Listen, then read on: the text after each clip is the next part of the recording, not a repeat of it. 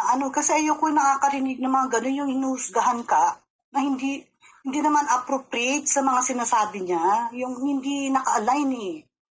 Husgahan mo yung mga taong pinupuri ninyo, tinatanggap ninyo dyan sa channel ng Tatay David. Huwag ako. Kaya ako umalis dyan eh. Huwag niyo akong sisihin, huwag niyo akong pagbawalan. Dito ako. Huwag niyo akong busalsalan kung anong gusto kong sabihin. Yun lang gusto ko. May sarili akong utak. Kung anong gusto kong sabihin, sasabihin ko, walang makakapagpapigil sa akin kahit sino pa. Totoo lang sabihin ko. Kasi totoo kong tao, hindi katulad ng iba dyan. I'm sorry, ito na naman. Na-bring out na naman tuloy. Kasi ganyan kayo eh. Gusto nyo kasi ako, alam nyo, yung dati, opo lang ako. Pero not now, hindi na. Hindi na ako ganong tao, nagbago na rin ako. Pero hindi ako magmumura, hindi ako manlalait sa inyo. Sinasabi ko lang, real talk lang ako. Binabalikan ko lang kung ano yung mga sinasabi ninyo sa akin na hindi naman totoo. Kung tutuusin, ako nga dapat magsabi niyan sa inyo. Yan lang. Tapos na ako, nasabi ko na. Kasi ganito ako eh, pag akit ako dito, mayroon akong bit-bit na sasabihin. Yun lang, hindi naman ako lagi umaakyat dito para magpagbida-bida. Yan lang gustong sabihin in public kasi alam nyo kasi, yung tao pag binibira-bira ninyo in private, no? Gusto ko rin labas, bakit ganon? Sa bagay, Hanso, Ganon. siguro kung nangyari yun, Hanso, compatible siguro kayo dahil pareho kayong Ilocano.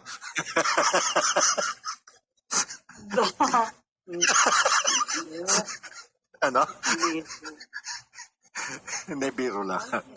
Pasensya na kayo kasi hindi wag niyo akong pagbintangan na lasing ka na naman kaya kaumakit. Yung mga ganun ba, in private na convo, nakakainis tong taong to. Sino ka? Hindi mo nga ako nakasama. Ni minsan sa buhay mo, ganyan ka. Kasi nakikita mo lang, yun ang banat sa akin. Ano pa?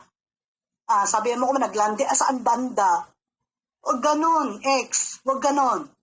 Sabi ko sa'yo, hindi ako tatahimik. Dahil takot ako sa'yo, magbunga ka dyan. Tignan natin magbumirang sa atin. Pag ako tuluyang nagsalita. So manahimik ka, wag mo akong alipustahin sa private, ha?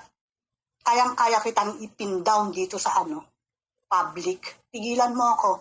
Binak na kita. Yun lang, and I think.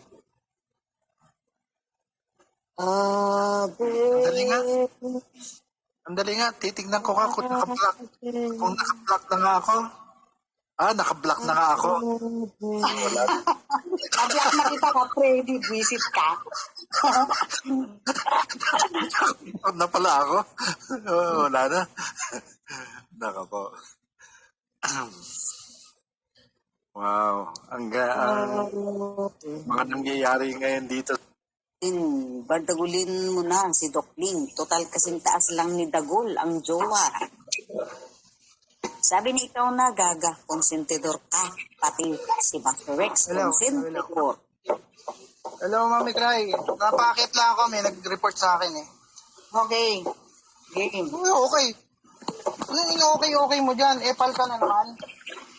Ay, epal ikaw may epal. Ikaw! Yung pa XX. Bakit natamaan ka?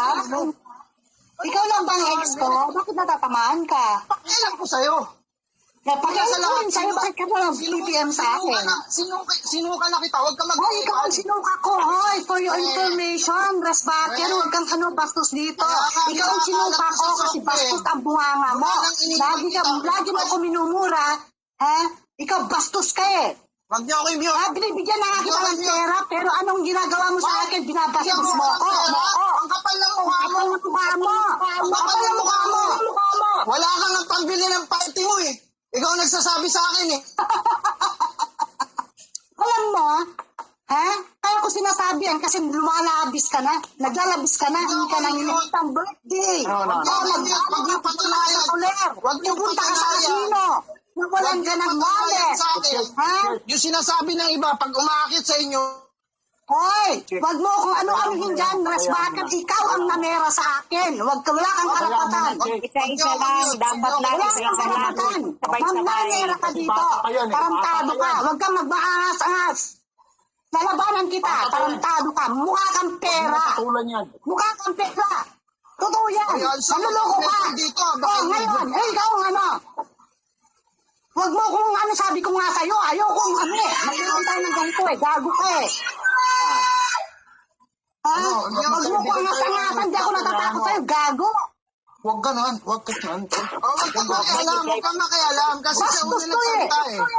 Siya una nagsalita eh. Tama yung sinasabi ko, di ba? Binastos mo ako sa private.